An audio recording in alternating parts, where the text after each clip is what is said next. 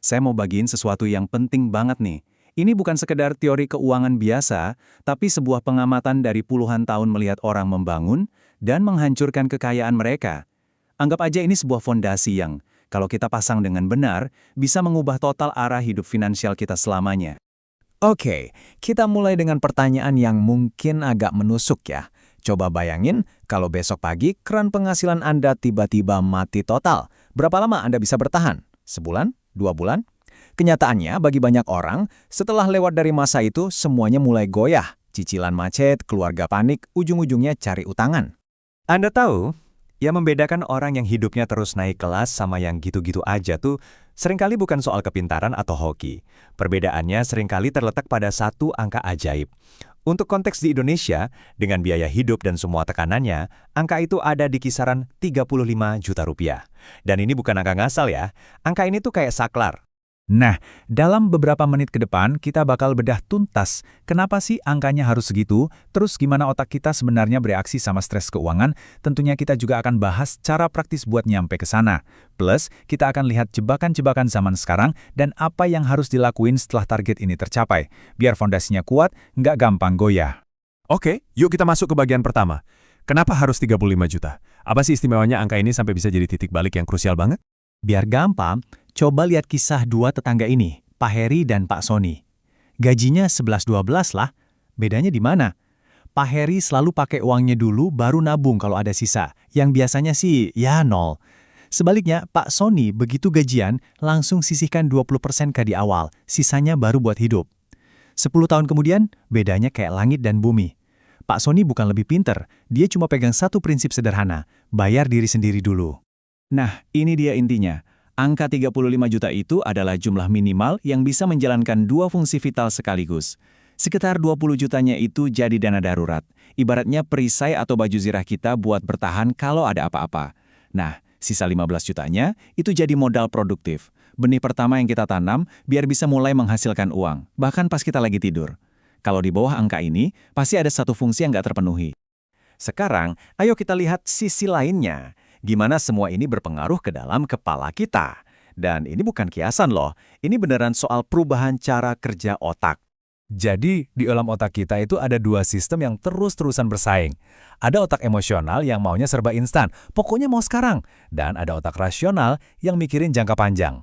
Masalahnya, kalau kita terus-terusan cemas soal uang, otak emosional ini jadi si bos. Dia ngambil alih kendali dan bikin suara otak rasional kita jadi kecil banget, hampir nggak kedengeran. Dan dampaknya ini bisa diukur loh. Ada penelitian dari Harvard dan Princeton yang nemuin kalau tekanan finansial kronis itu bisa nurunin kapasitas kognitif kita setara dengan kehilangan 13 poin IQ. Ini bukan berarti kita jadi lebih bodoh ya, tapi ibaratnya prosesor di otak kita itu sebagian besar energinya habis cuma buat mikirin cara bertahan hidup hari demi hari. Coba deh bayangin otak kita itu kayak laptop dengan RAM terbatas. Mikirin tagihan, cicilan, kebutuhan dadakan, itu semua kayak lagi buka banyak program berat sekaligus. Ya jelas aja jadi lemot kan? Gak ada lagi sisa RAM buat mikir kreatif, buat bikin rencana masa depan. Nah, mencapai target 35 juta itu ibaratnya kita nutup program-program berat itu satu persatu. Jadi RAM otak kita lega lagi. Oke, teorinya udah cukup. Sekarang pertanyaannya, gimana cara praktisnya buat nyampe ke sana, apalagi kalau gaji kita pas-pasan? Nah, kuncinya itu bukan di niat atau tekad baja, tapi di sistem. Ini adalah perubahan mindset yang paling fundamental. Berhenti menabung dari sisa. Mulai sekarang, balik logikanya. Anggap menabung itu tagihan nomor satu yang wajib dibayar di awal. Kita hidup dari sisa setelah nabung, bukan sebaliknya. Percaya deh, ini bakal mengubah segalanya. Emang bisa. Coba lihat angka-angka ini. Bahkan dengan gaji 3 juta sebulan, kalau kita disiplin nabung 15% aja, target itu bisa tercapai dalam waktu sekitar 6,5 tahun. Mungkin kedengarannya lama ya, tapi coba pikir, waktu 6,5 tahun itu bakal tetap berlalu kan? Pertanyaannya, nanti pas waktu itu lewat kita punya sesuatu atau enggak? Kalau penghasilan lebih tinggi, ya lebih cepat lagi. Intinya, ini sangat mungkin dicapai.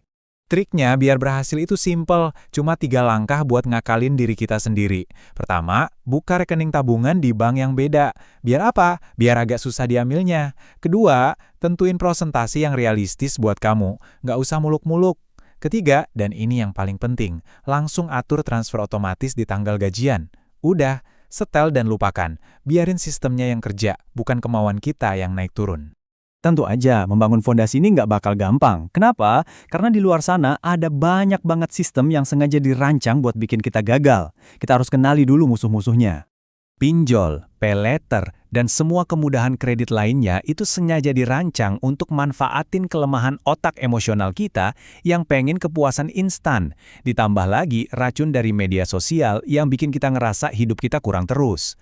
Sadar akan hal ini aja udah setengah kemenangan. Jadi sebelum klik paylater atau ajukan pinjaman, coba kasih jeda 24 jam. Tanya ke diri sendiri, ini beneran butuh atau cuma emosi sesaat? Terus gimana cara ngelawannya? Gampang. Berhenti bandingin panggung orang lain di media sosial sama belakang panggung kita. Mulai sekarang, satu-satunya orang yang perlu kita bandingin adalah diri kita di masa lalu. Apakah keuangan kita hari ini lebih sehat dari 6 bulan yang lalu? Itu satu-satunya ukuran kemajuan yang beneran penting. Dan akhirnya, selamat. Kamu berhasil ngumpulin 35 juta. Tapi tunggu dulu. Ini bukan garis finish ya. Ini justru garis start yang baru. Percaya atau enggak, banyak orang justru gagal di titik ini. Ingatkan dua fungsi utama tadi? Nah, sekarang waktunya kita alokasikan. Sekitar 20 juta kita taruh di instrumen yang aman dan gampang dicairin, kayak reksadana pasar uang. Ini dana darurat, nggak boleh diotak-atik ya. Sisanya yang 15 juta, baru deh kita mulai masukin ke instrumen yang bisa bertumbuh. Contohnya reksadana indeks. Pemisahan ini wajib hukumnya. Biasanya ada 3 jebakan utama di sini. Pertama, ngerasa berhak buat ngasih hadiah mahal ke diri sendiri, tabungannya habis lagi. Kedua, gatal pengen cepet kaya, langsung investasi ke instrumen aneh-aneh yang nggak dipahami. Dan yang paling bahaya, jebakan ketiga, naiknya gaya hidup. Gaji naik dikit, pengeluaran naiknya lebih banyak. Ini musuh yang nggak kelihatan. Oke, sebagai penutup, mari kita rangkum semuanya dalam sebuah filosofi yang bisa jadi pegangan kita buat jangka panjang. Anggap aja 35 juta pertama kita itu bukan sebagai pohon yang tinggi dan kelihatan keren dari luar. Bukan. Anggap itu sebagai sistem akar yang kita tanam dalam-dalam ke tanah. Mungkin gak ada yang lihat, gak ada yang muji. Tapi akar yang kuat inilah yang bakal bikin kita tetap tegak berdiri waktu badai kehidupan yang pasti bakal datang menghantam kita. Mungkin sekarang kamu nyesal. Kenapa gak dari dulu ya? Buang jauh-jauh pikiran itu.